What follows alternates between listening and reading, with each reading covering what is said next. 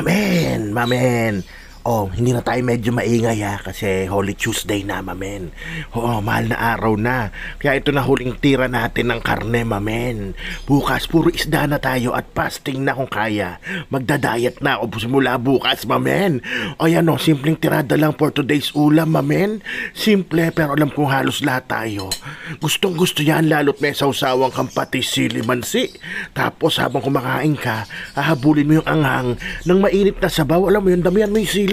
Pag naanghangan ka, umigop ka mainit na sabaw. O paano? Tirahin na natin yan. Baka tirahin pa ng iba.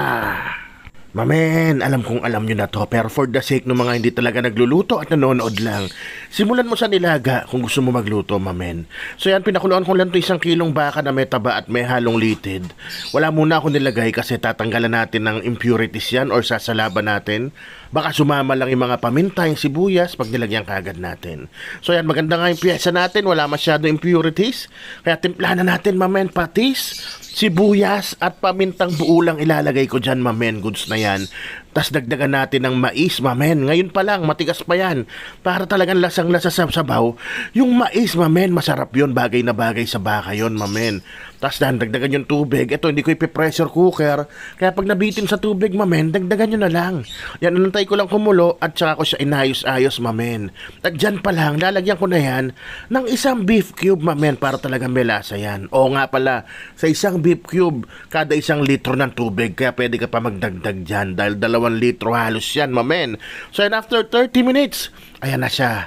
Tingnan nyo naman, medyo na-reduce na yung tubig at nagmantika na yung sabaw. Lumabas na yung mantika ng ating baka. Pero matigas pa, mamen. Kaya binigyan ko pa ng another 20 minutes. Ayan, malambot na. Shortcutin na natin kasi kulo-kulo lang naman ang nangyari. So after 20 minutes, nilagay itong patatas na marble.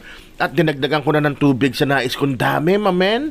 At sabi ko nga, dahil marami ang sabaw natin, para lalong lumasa, pwede pa tayo magdagdag ng beef cube, mamen. O kung nandiyan ka, nanonood ka habang nilalagyan ko ng asinto, baka pwede naman paki-like and share yung video ng mamen nyo, mamen. Para makaabot sa mga hindi marunong magluto. Ito napaka-basic pero napakasarap na nilagang baka na ngayon ay ginagawa ko ng patis, sili mansi o 2 kalamansi, mamen. Para solid na solid dyan. Ayan, paluto na nga yan, mamen. Kaya tinakpan ko muna. Antayin lang natin maluto yung marble patatas, mamen. Ayan, o, tinignan ko na.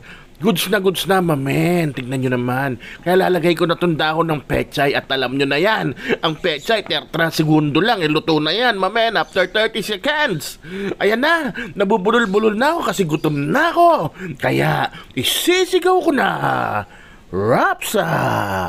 Men.